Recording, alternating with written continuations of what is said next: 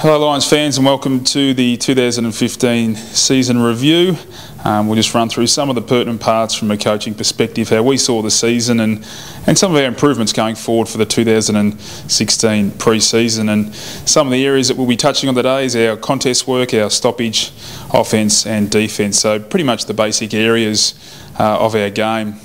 I guess the highlight of our season first of all was our unbelievable four-way tie in our best and fairest the other night, the Merritt Murray medal. So congratulations to our four boys there.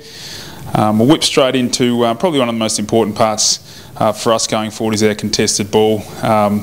This little graph here, all it just shows is the importance of contested ball and how it correlates to scoring. Really, that's all that shows in our quarters won and lost. You can see there we had some really good first quarter performances, which slid down to the second, but yeah, some real inconsistencies quarter to quarter, but more or less how important our contested ball is. When you break down contested ball, there's two components. There's the part that's in the stoppage or in a clearance, and then there's the part that's outside the stoppage. Now, in fact, we're actually pretty good this year. It was an improvement on last season, going from 17th to 9th, so that's a big tick for us in that part of the game, and the recruitment of Beams and Christensen and players like that, Robinson, obviously helped that part of the area. Loose balls, though, as you can see, if you break it right down, our loose ball gets for AFL 1 and our hard balls AFL 17. So you can see just as a stoppage perspective, our hard ball gets will be a real focus for us in the pre-season.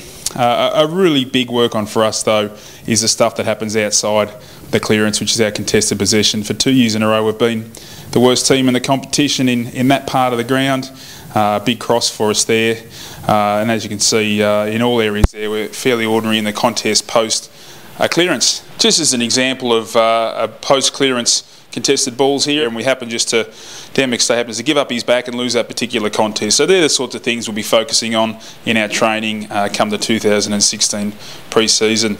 Sort of leads into our defensive 50 contested ball stuff. Just as a general ground ball, we're pretty good as a team, but marks inside 50 and the contest work there were pretty poor in, and then that led to the scores against. So, and if you see the breakdown of the best teams and the worst teams in the competition, where we do finish AFL 18, it's this loss percentage right there that needs to increase. So we need to tie a few percent more up and win a few more percent. So it's really only 7 or 8% we have to make up, which isn't a lot from the best teams to the worst. So it's a lot of little things. Just from a stoppage perspective, we actually improved. As I mentioned before, we actually AFL 13 in this part of the ground, and the best teams, well, 6 of the top 8 teams are lead in this area. So it's an area we want to get to better ourselves. And as you can see, we've had nearly a 200-point better differential in stoppage. So it's a really good effort by Danny Daly and his work this year around stoppage. As you can see, we haven't scored from our back end, which wasn't really a goal for us. We wanted to more tie up the football from our stoppages in our back end, and we were sort of behind middle pack in scoring. But one area we have improved is our differential between the two seasons, and as you can see there, 69 less scoring shots the opposition have got against us from last year to this year. So whilst it sometimes feels like all doom and gloom, we've actually improved significantly in this area. It's just a lot of our turnover work that needs to improve.